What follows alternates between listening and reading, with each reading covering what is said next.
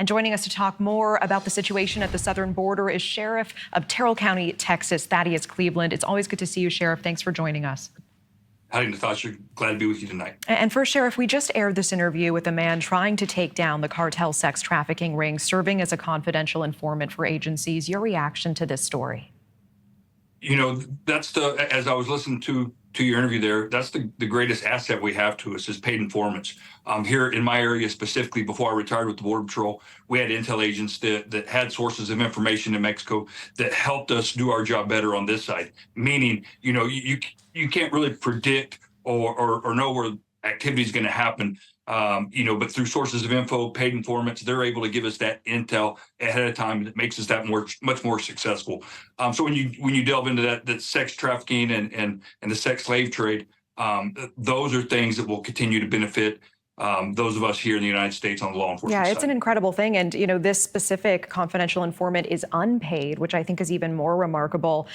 Tell me very briefly, what can confidential informants like Sebastian do that law enforcement, that agencies cannot?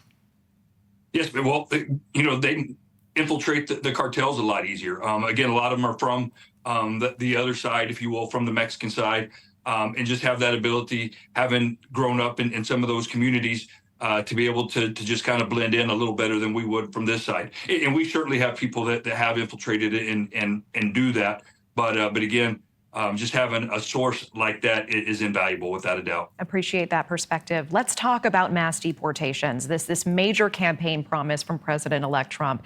Sheriff, what should we expect with mass deportations? What do you feel this will look like operationally?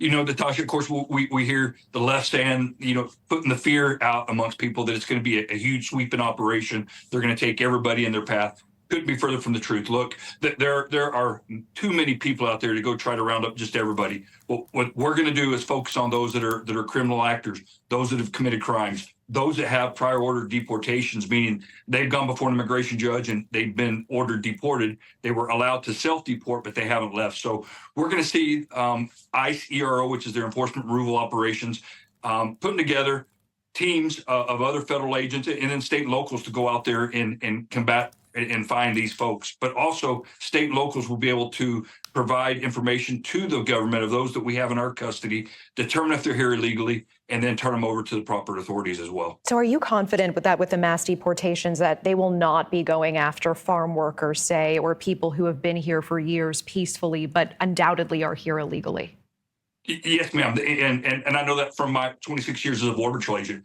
Typically, that is, you know, the vast majority of what we go after primarily is the criminal aliens. And the reason I say that is because we're going to try to get those of the worst out first.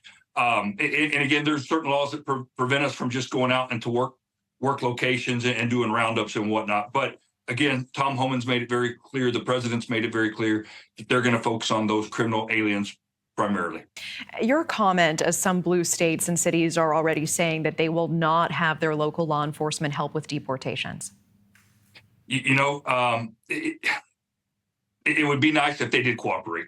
But I can tell you, the federal side or these task forces that go in, we don't need the cooperation from those governors. We don't need the cooperation of those city leaders. We still have the authority, talking about the federal side, to go in those cities and conduct, you know, those stings and those activities to find those that are here illegally with criminal records. So regardless if we have cooperation or not, we're still going to carry out those functions. And you were Border Patrol representative to U.S. Army North during Trump's first presidency. You coordinated DOD support along the border. So what will DOD support for mass deportations look like this time around?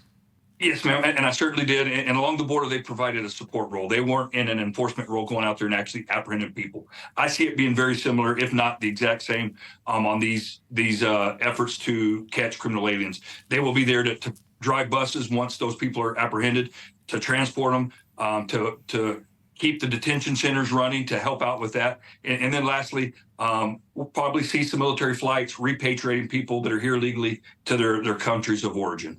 Sheriff Thaddeus Cleveland, appreciate your time tonight. Thank you. Thank you. God bless you.